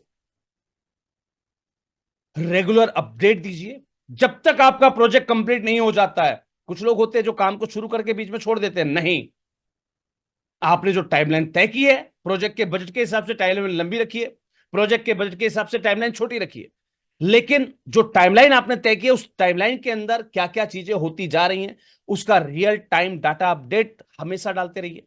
आपके वॉलंटियर्स को थैंक यू का मैसेज कुछ ना कुछ रोज आना चाहिए आपका उस प्रोजेक्ट से रिलेवेंट।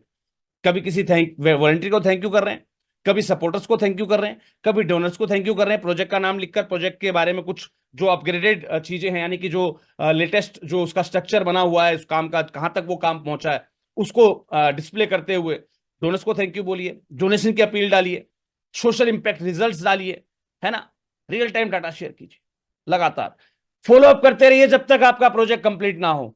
और यकीन मानिए, आपने इस हिसाब से जब कंप्लीट किया तो उसके हिसाब से अपना एक प्रपोजल जो है, प्रोजेक्ट रिपोर्ट, ध्यान दीजिएगा, प्रपोजल की बात नहीं अब आएगी, प्रोजेक्ट, अब आपका प्रोजेक्ट कंप्लीट है, तो जैसे ही आपका प्रोजेक्ट कंप्लीट हुआ, राइट, उसके बाद क्या करना है आपको, जैसे ही आपका प्रोजेक्ट कंप्लीट हुआ, अपनी एक प्रोजेक्ट रिपोर्ट बना दीजिए। प्रॉब्लम स्टेटमेंट क्या थी, वर्किंग स्ट्रेटेजी क्या थी, आउटपुट आउटकम्स क्या थे, डोनर्स और बेनिफिशियरीज कौन कौन रहे, आपका ये प्रोजेक्ट तैयार हो गया जी।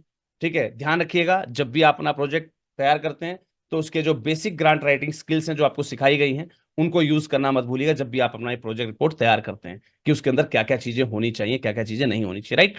तो मेन मेन चीजें जो होनी चाहिए, problem statement, working strategy, output outcomes और डोनर्स और बेनिफिशियरीज, इसके साथ अपनी एक प्रोजेक्ट रिपोर्ट बनाइए। That's it, your project have been done, आपका project complete. Thank you. Now your project has been done which can be reflect in your NGO profile as your experience. अब इस project को आप अपने profile के अंदर दिखा सकते हैं।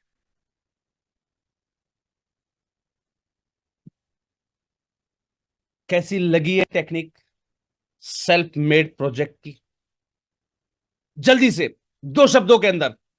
और अभी ध्यान रखिएगा, पिक्चर अभी बाकी है मेरे दोस्त, 10 मिनट बाकी हैं। एक साथी हमें लिख रहे हैं, ऑनलाइन ऐड के लिए पैसा चाहिए। सर अगर आप जेब के अंदर 2-4 हजार भी लेके नहीं चले तो फिर संस्था बंद कर दो।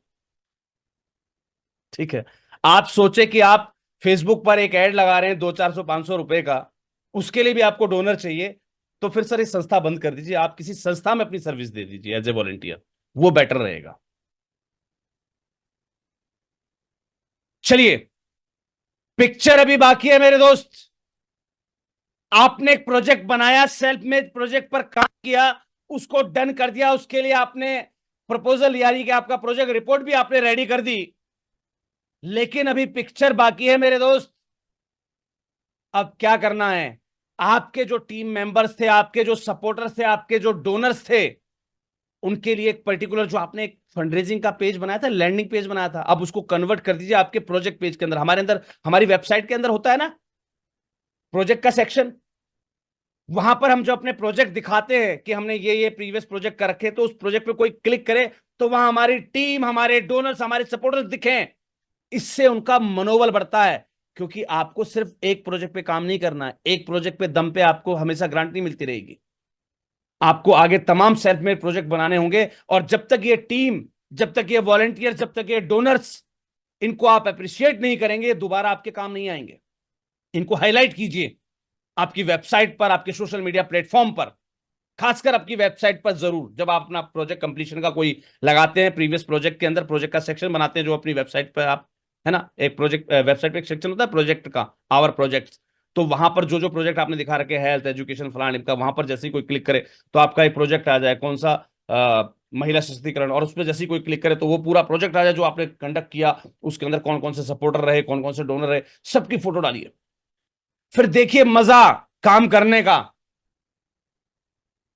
आप भूल जाएंगे कि आप वही संस्थान है जिसको कभी प्रोजेक्ट मिलने में दिक्कत आती थी। Always prepare a graph of the projected, ongoing and completed projects. हमेशा एक ग्राफ तैयार करिए, किसका, उन प्रोजेक्ट्स का जो आपके चल रहे हों, प्रोजेक्टेड हों या कंप्लीट हो चुके हों, उसका एक ग्राफ हमेशा तैयार कीजिए every year, and draft this table graph in your NGO profile. आपके एनजीओ प्रोफाइल के अंदर इस ग्राफ को हमेशा लगाइए कि इतने फलाने ईयर में हमारे इतने प्रोजेक्ट थे, इसमें से इतने कंप्लीटेड हैं, इतने प्रोजेक्टेड इतने थे, इतने कंप्लीट हैं, इतने अंडर जो है ऑनगोइंग है ना, फलाने साल में इतने प्रोजेक्ट थे, इतने ऑनगोइंग है, इतने कंप्लीट हैं। तो एक ग्राफ हमेशा यूज कीजिए आपके प्रोफाइल के अंदर, जिसके अंदर आपके प्रोजेक्टेड यानी कि जो आपने सोच रखे हैं वो प्रोजेक्ट, ऑनगोइंग जो चल रहे हैं वो प्रोजेक्ट, और जो कंप्लीट हो चुके हैं वो। सबको ड्राफ्ट कीजिए, दिखाइए, अपडेट कीजिए हर साल इन चीजों को, इस डाटा को। चलिए, अभी तक तो आपने मुझे एक लैंग्वेज के अंदर, एक पर्टिकुलर वे में, एक कह सकते हैं, एक एक डॉक्यूमेंट्री वे में आपने समझा कि प्रोजेक्ट कैसे बनता है, कैसे बनाया जाता है, कैसे उसको एग्जीक्यूट किया जाता है। क्यों ना मैं एक लाइव एग्जांपल के माध्यम से आपको सिखाऊं कि कैसे एक प्रोजेक्ट ड्राइव करना है, सीखना है। 5 मिनट से जल्दी से बताइए, से yes in the chat box, अगर आपको एक लाइव एग्जांपल के माध्यम से सीखना है कि कैसे एक सेल्फ मेड प्रोजेक्ट बनाया जाता है, कैसे उसके लिए फंडिंग ली जाती है, कैसे उसे एग्जीक्यूट किया जाता है, ये मैं आपको लाइव सिखाता हूं। चलिए जी, सभी सीखना चाहते हैं, जल्दी से चलते हैं मेरी स्क्रीन की ओर। 5 मिनट अगर एक्स्ट्रा भी हो जाए तो घबराइएगा मत, राइट। चलिए जी, we will now learn this entire process through a example. कैसे हमारी संस्था एक विलेज के अंदर किसी सस्टेनेबिलिटी इशू पर अपनी रिसर्च करने गई, तो हमने एक फार्मूला को फॉलो किया। वो फार्मूला है आईपीसीए। आईपीसीए क्या कहता है? I stand for identify. मैंने अपने नॉन प्रॉफिट गोल को आइडेंटिफाई किया, उसके अंदर क्या मैं सस्टेनेबिलिटी पे वर्क करता हूं या नहीं करता हूं, वटेवर जो भी है, मैंने उस कंसर्न इश्यू को आइडेंटिफाई किया। गोल्स को हमने पहले आइडेंटिफाई किया, उसके हिसाब से हमने कोई भी इश्यू या टारगेट या कम्युनिटी एरिया को हमने आइडेंटिफाई कर दिया। अब आइडेंटिफाई करने के बाद क्या हुआ, हमने उस प्रॉब्लम को आइडेंटिफाई कर लिया, उसके संबंधित हमने वर्किंग स्ट्रेटेजी बना ली। अब करते हैं कोलैबोरेट। उसके अंदर जो जो दिक्कतें आई, उसके लिए हमने अगर किसी एक्सपर्ट से कोलैबोरेट करना है, कम्युनिटी के लीडर से कम्युनिकेट करना है, बेनिफिशरीज से कम्युनिकेट करना है, हमने उनके साथ एक कोलैबोरेशन बनाया। और उसके बाद हमने तैयार कर दिया क्या? एक एक्शन प्लान उस प्रॉब्लम को रिजॉल्व करने के लिए, है ना। तो आईपीसीए का हमने एक फार्मूला लगा दिया यहां पर, वही जो हम अभी सीख के आए हैं। अब हुआ क्या, ध्यान दीजिएगा। मैं या मेरी संस्था एक गांव के अंदर, एक पर्टिकुलर एरिया के अंदर, एक आइडेंटिफाइड कम्युनिटी के अंदर, हम एक लाइवलीहुड के ऊपर एक प्रॉब्लम को, इश्यू को हम आइडेंटिफाई करने गए थे। मान लीजिए हमें एक इश्यू मिलता है, कौन सा? वाटर इश्यू, पीने के पानी की कमी। इसके दो पॉसिबिलिटी हो सकती हैं। अब ध्यान दीजिएगा, किसी भी प्रॉब्लम को जब आइडेंटिफाई करते हैं तो उसकी पॉसिबिलिटीज क्या है? पहली possibility, there is no ground water. या तो उस जगह में, उस गांव में अंडरग्राउंड वाटर ही नहीं है। दूसरी पॉसिबिलिटी क्या है? There is availability of ground water, water की अवेबिलिटी है लेकिन कारण कुछ और है ना। दो पॉसिबिलिटी होती है। हम कहीं भी गांव के अंदर गए, हमने किसी भी आ, जल की समस्या को हमने आइडेंटिफाई किया, वहां पर दो पॉसिबिलिटी है, या तो पानी नहीं है, अगर पानी है तो कंडीशन कुछ और बनेगी। अगर पानी नहीं है तो कंडीशन क्या बनी कि मुझे वहां पर हार्वेस्टिंग, रेन हार्वेस्टिंग पे वर्क करना पड़ेगा। भाई, जिस गांव के धरातल में पानी नहीं है, तो वहां मेरा प्रोजेक्ट कौन सा बनेगा? रेन हार्वेस्टिंग की। मैं लोगों को जल संचयन के बारे में सिखाऊं, उस पर हम अपना कोई प्रोजेक्ट बनाएं। या वहां पर बारिश अगर कम होती है तो हम प्लांटेशन पे वर्क करें, राइट। ये दूसरी संभावना है प्रोजेक्ट की। अगर वहां पानी है, उस कंडीशन में प्रोजेक्ट तीसरा क्या बना कि वहां पर कोई तालाब या कोई जो है कुआं नहीं है। या फिर कंडीशन क्या बनी, अगर वहां पानी है लेकिन तालाब नहीं है, इसका मतलब कि तालाब अगर है और कुआं अगर है तो वहां से उसकी वाटर सप्लाई गांव में नहीं दी गई है। सिचुएशंस है, बन सकती हैं। 4 प्रकार के प्रोजेक्ट निकले मेरे पास। प्रोजेक्ट 1 हो सकता है मुझे रेन हार्वेस्टिंग पर काम करना पड़े, अगर वहां नो ग्राउंड वाटर आया तो। हो सकता है मुझे प्लांटेशन पे काम करना पड़े, अगर वहां बारिश कम हो रही है तो, पानी की इस वजह से कमी हो धरातल में। अगर वहां पानी है तो या तो वहां पर पौंड या तालाब या जो है कुआं नहीं है। और अगर कुआं और तालाब है तो उसकी कनेक्टिविटी गांव के पानी तक नहीं है, पीने का पानी की सप्लाई नहीं है वहां से, है ना। 4 में से जो भी कनेक्टिविटी हमारी बनी, उसका सोसाइटी पर इंपैक्ट क्या है, अब मैं उस पर बात करता हूं। गांव में पानी की कमी की वजह से महिलाएं लड़कियों को साथ में लेके जाती हैं स्कूल, पानी भरने के लिए दूर दराज के गांव में। इस वजह से वहां की जो गर्ल एजुकेशन है उस पर बहुत बड़ा इंपैक्ट पड़ रहा है। ये सोसाइटी पर इंपैक्ट है। चलिए जी, क्यों? क्योंकि महिलाएं जो है बच्चियों को लेकर जो भी दूर दराज में गांव में जो भी तालाब वालाब है या जो कुआं वगैरह वहां जाकर पानी भरने जा रही है। चलिए जी, अब इससे क्या क्या इंपैक्ट हो रहा है? स्कूल एजुकेशन इंपैक्ट हो रही है, उसका पूरा मैनेजमेंट इंपैक्ट हो रहा है। कैसे हो रहा है? एक प्राइवेट स्कूल है उस गांव के अंदर, वो चाहे तो स्कूल को सुबह 7 बजे से लेकर 12 बजे तक लगा सकते हैं, क्योंकि उनको शहर से टीचर लेकर आने होते हैं। अब स्कूल के मैनेजमेंट पे फर्क कैसे पड़ा? अगर सुबह 7 बजे वो लोग स्कूल लगा रहे हैं तो बच्चियां स्कूल नहीं आ पाएंगी, क्योंकि उनको अपनी माँ के साथ पानी भरने जाता है दूर दराज के क्षेत्रों में, वो आती है 9-10 बजे तक। इस वजह से एडमिशन ज्यादा हो या स्कूल में बच्चों की संख्या ज्यादा हो, एजुकेशन लेवल ना गिरे, स्कूल वाले ने स्कूल को कर दिया 10 बजे से। अब ऑब्वियस सी बात है, 10 बजे स्कूल लगेगा तो 3 बजे छुट्टी होगी। 5 या 6 घंटे का स्कूल टाइम होता है। इस वजह से जो शहर के जो टीचर आ रहे थे उनका कहना है कि सर हम सुबह 10 बजे स्कूल आते हैं, 3 बजे हम यहाँ से वापस शहर पहुंचते हैं, पहुंचते पहुंचते 4 साढ़े 4 बज जाते हैं। अब ना हम ट्यूशन कर सकते हैं, ना हम पार्ट टाइम कोई काम कर सकते हैं। हमें तो ज्यादा सैलरी चाहिए। अगर हम हमें आप गांव के स्कूल में पढ़ाने लेके जाओगे तो स्कूल का पूरा मैनेजमेंट बिगड़ गया। वो ज्यादा पैसा खर्च कर रहा है अपने टीचर्स पर। वहीं अगर ये स्कूल 7 बजे लग जाए तो अपने टीचर्स को कम सैलरी पर हायर कर सकता है, क्योंकि वो एक पार्ट टाइमर्स को यहाँ पर हायर कर सकता है जो सुबह 7 से 12 तक पढ़ा सके, उसके बाद कहीं और भी जॉब कर सके 8 घंटे की। पॉसिबल है, 2 से 10 की ड्यूटी हो जाती है। कंपनियां चलती है ना, 2 से 10, 10 से 6, 6 से 12, 6 से 2, है ना? तो पॉसिबिलिटीज बनी। तो अगर उसका स्कूल का टाइम ठीक हो जाए तो उसके बजट पर बहुत बड़ा असर पड़ेगा। हर एक चीज को हमने देखा और इस चीज को ऑब्जर्व किया कि उसे ज्यादा सैलरी पे करनी है, जिसकी वजह से उसको फाइनेंशियल लॉसेस भी हो रहे हैं। साथ ही साथ पॉलिटिकल एक क्राइस भी हो रहा है गांव के अंदर, क्योंकि बच्चों की शिक्षा पर असर पड़ रहा है। तो ऑब्वियस सी बात है, गांव का सरपंच या गांव की जो पंचायत है उसके ऊपर बहुत बड़ा असर पड़ेगा। राइट? चलिए जी, हमने क्या किया, इन सभी चीजों को आइडेंटिफाई किया और हमने यहां की कम्युनिटी से बात की। अब हमारे पास कम्युनिटी लीडर्स कौन कौन हुए? सबसे पहला, जिस बच्चों की एजुकेशन प्रभावित हो रही थी, ऑब्वियस सी बात है, तो हमने वहां पर जो है सरपंच से भी बात की, हमने स्कूल के जो टीचर हैं, प्रिंसिपल हैं, उनसे भी बात की। राइट? मैं यहां पर शायद इमेज में क्या दिक्कत हुई है भाई? Let me once refresh my screen. मुझे शायद लग रहा है कुछ इमेजेस जो है प्रॉपर रूप से अपीयर नहीं हो पा रही हैं। चलिए।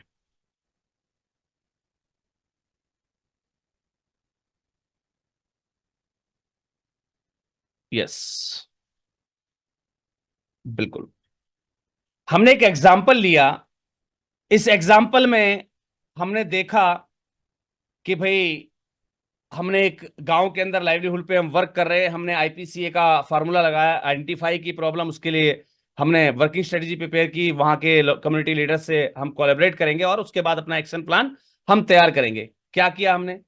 आइडेंटिफाई किया एक वाटर इश्यू को, हो सकता है वहां वाटर ना हो सकता है वहां पर वाटर अवेलेबिलिटी हो। ऐसे में हमारे पास 4 संभावनाएं बनी, रेन हार्वेस्टिंग, प्लांटेशन, पॉन्ड्स या तालाब बनाना पड़ सकता है, हो सकता है वहां हो तो उससे कनेक्टिविटी देनी पड़ सकती है। 4 प्रोजेक्ट की संभावना बनी। जो मेरे बायोलॉजी के अंदर लिखा होगा मैं उसके हिसाब से आगे बढ़ूंगा। राइट? चलिए जी, सोसाइटी पे इंपैक्ट क्या पड़ रहा है? लड़कियों की एजुकेशन पे, क्योंकि वो जाती है माँ के साथ पानी भरने के लिए। राइट? ऑब्वियस सी बात है, दिनचर्या के अंदर है। स्कूल मैनेजमेंट पे फर्क पड़ रहा है, क्योंकि उनको बहुत सारे जो है इश्यूज फेस करने पड़ रहे हैं इसकी वजह से। फाइनेंशियल लॉस हो रहे हैं वहां के स्कूल को, कोई प्राइवेट स्कूल है वहां पर उसको फाइनेंशियल लॉस भी हो रहा है।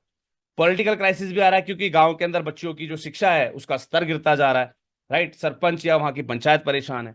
मैंने क्या किया, वहां पर जो कम्युनिटी लीडर्स हुए, अब इन कम्युनिटी लीडर्स में कौन कौन आएगा? कुछ गांव के प्रतिष्ठित लोग, उनसे मैंने बातचीत की।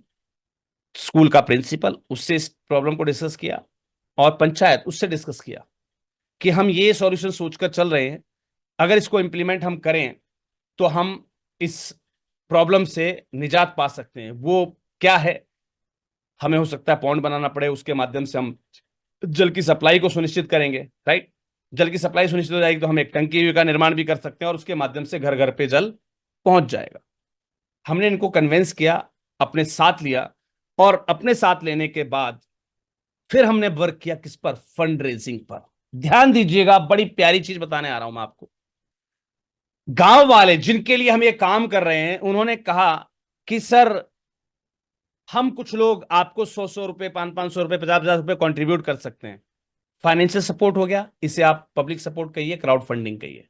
कुछ लोगों ने कहा सर, हम पैसा नहीं दे सकते, लेकिन इस काम के अंदर जो मजदूर लगेंगे, हम उन मजदूरों के रूप में आपके साथ अपनी सेवा, यानी कि अपना श्रमदान दे देंगे हम। बहुत अच्छी बात है, राइट। तो इसे आप पब्लिक सपोर्ट मान लीजिए, क्राउड फंडिंग कह लीजिए, डोनेशन कह लीजिए, राइट। ये तीनों चीजें मैं यहां पर कवर कर रहा हूं। एक वो सपोर्ट आपको मिल गया। अब आप गए कम्युनिटी लीडर के पास। पहला कौन? पंचायत। ग्राम पंचायत में जो पंचायत का व्यक्ति होता है वो कौन होता है? एक गवर्नमेंट का रिप्रेजेंटेटिव होता है, राइट। तो उसे आप गवर्नमेंट सपोर्ट मान लीजिए, गवर्नमेंट ग्रांट मान लीजिए, डोनेशन मान लीजिए। उसने कहा कि मैं कुछ फंड की व्यवस्था करा देता हूं, कुछ लोगों की या कुछ मटेरियल की व्यवस्था करा देता हूं, या मैं, मान लीजिए कोई एमएलए है या कोई मंत्री या कहीं से कोई ग्रांट मिल सकती है, मैं वहां पे उसके लिए अपील करवा दूंगा, आपकी हेल्प करवा दूंगा। वट जो भी ये कर पाए हमारे लिए, ये हमारी गवर्नमेंट ग्रांट या अपील हो गई। इसे हम उस कैटेगरी में डाल सकते हैं, क्योंकि एक ये जो बंदा है, ये जो सरपंच है, ये जो ग्राम ग्राम पंचायत होती है, वो गवर्नमेंट को रिप्रेजेंट कर रही होती है। अब आते हैं सीएसआर फंड पर। वो जो कॉर्पोरेट स्कूल वाला था, उसे पता है कि अगर ये प्रॉब्लम रिजॉल्व हो गई तो मेरा स्कूल 7 से 12 चलेगा, मैं 2 शिफ्टों में स्कूल चला सकता हूं, टीचर्स को सैलरी कम देनी पड़ेगी, ज्यादा बच्चे एनरोल होंगे, बच्चियां जो स्कूल नहीं आ पा रही थी वो जुड़ जाएंगी, मुझे तो फायदा होगा। एक काम करता हूं जी, मेरे पास जेसीबी अवेलेबल है, मैं उसको आपकी हेल्प के लिए भेज देता हूं। यानी कि आपको जेसीबी के लिए खर्च नहीं करना है, खुदाई का काम या कंस्ट्रक्शन वर्क में मैं कहीं आपकी हेल्प कर दे रहा हूं, वट। तो इसको आप कॉर्पोरेट फंड मानिए चाहे सीएसआर फंड मानिए, बात बराबर है ना। शायद इसी को कहते हैं हम कॉर्पोरेट फंड। और आपने इन सभी चीजों को यूटिलाइज करते हुए उस काम को एग्जीक्यूट किया, और घर घर तक वो जल की सुविधा आपने पहुंचा दी। अब इसके ऊपर जो आप अपनी रिपोर्ट लिखते हैं, that is called the project report. अब आपकी इच्छा है साहब कि आप इसको जल जीवन मिशन को भेजिए, सरकार को भेजिए, सीएसआर ग्रांट के लिए अलग से फाइल लगाइए, वट काम आप कर चुके, एग्जीक्यूट आपने कर दिया, एक्सपीरियंस में आपके जुड़ गया।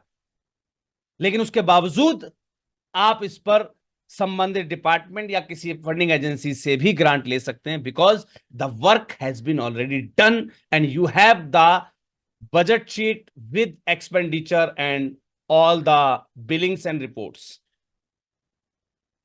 समझे? ये होता है तरीका इस वर्क को एग्जीक्यूट करने का। Thank you, thanks a lot to all of you. मैं आपसे जानना चाहूंगा कि कैसा लगा आपको ये प्रोसीजर।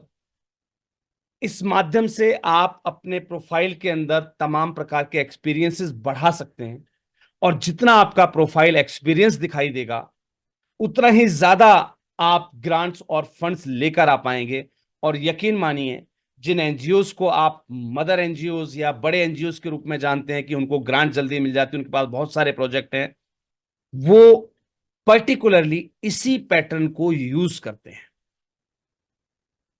कई बार इन पर्टिकुलर प्रोजेक्ट पे काम करते हुए उन्हें ग्रांट मिल जाती है, तो वो इसी प्रोजेक्ट को अप्लाई कर देते हैं, क्योंकि काम चल रहा होता है, लोगों को दिख रहा होता है।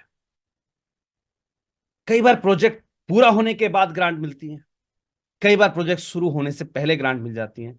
डिपेंड करता है कि आप ग्राउंड लेवल पर वाकई में क्या कर रहे हैं।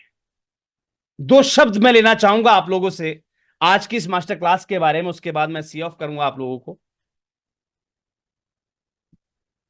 क्या हर बार की तरह इस पूरे साल के अंदर तमाम मास्टर क्लासेस हमने ली हैं, और हमने हमेशा प्रयास किया कि हर एक मास्टर क्लास के अंदर मैं आपको वो जानकारी दूं जो आज तक कभी भी कहीं भी किसी भी प्लेटफॉर्म पर शेयर ना की गई।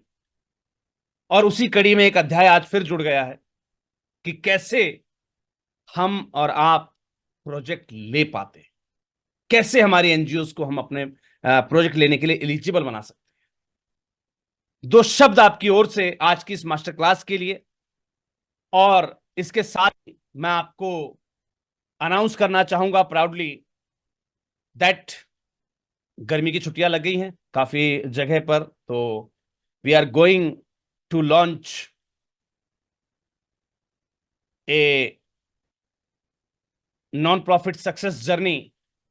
हम इसी प्रकार की क्लासेस, कैसे प्रोजेक्ट लेते हैं, कैसे हम कहाँ से क्या क्या संभावनाएं होती हैं एनजीओ के लिए, हम उनके लिए डेली जो अपडेट्स हैं आपके लिए इस गर्मी की छुट्टी के दौरान लगातार रोज कुछ नया सीखकर उसको डेली टू डेली इंप्लीमेंट आप कर सके। लाइक हमने कभी बात की डोनर्स की, तो हम वहां पर डोनर्स का डाटा शेयर कर रहे हैं, उस तक आप कैसे अपील पहुंचानी है, क्या अपील पहुंचानी है, उसको हमने लाइव ड्राइव करके दिखाया और आपने उसको एग्जीक्यूट किया नेक्स्ट डे।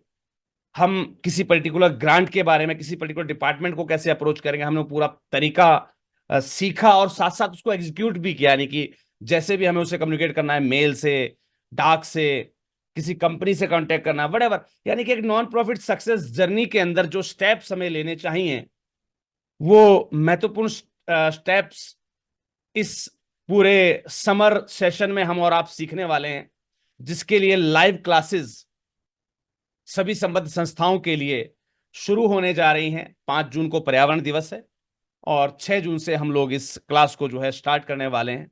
तो उम्मीद करता हूं कि आप सभी लोग इस जर्नी का पार्ट बनेंगे, इस जर्नी में आप सभी लोग बढ़ चढ़कर हिस्सा लेंगे।